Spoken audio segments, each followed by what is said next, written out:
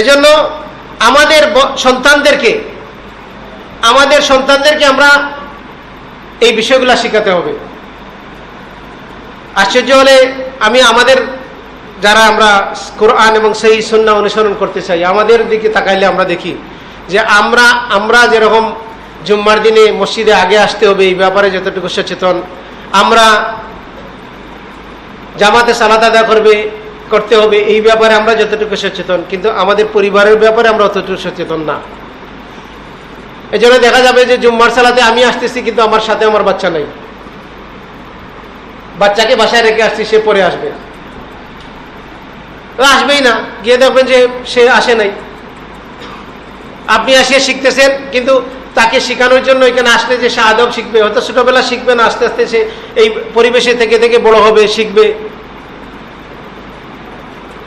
আমরা আমাদের আল্লাহ সুবহানাহু ওয়া তাআলা বলছেন, আনফুসাকুম ওয়া আহলিকুম নারা, তুমি নিজে এবং তোমার পরিবারকে জাহান্নাম থেকে রক্ষা করো, হেফাজত করো। আমাদের পরবর্তী প্রজন্ম, আমরা যারা স্ট্রাগল করে কোরআন এবং সহিহ হাদিস শিখতেছি, আমরা যারা বেদাত থেকে বের হয়ে আসছি, আমাদের যে নলেজকে আমরা যেভাবে ডেভেলপ করছি, আস্তে আস্তে এটা শিখতেছি, কিন্তু আমাদের বাচ্চারা কি এরকম বড় হচ্ছে ওই রকম শিখতেছে? তো তারা যখন এরকম শিখতেছে না, তারা উত্তরাধিকারী সূত্রে পেয়ে যাচ্ছে, তখন তারা এটার গুরুত্ব তাদের কাছে থাকবে না।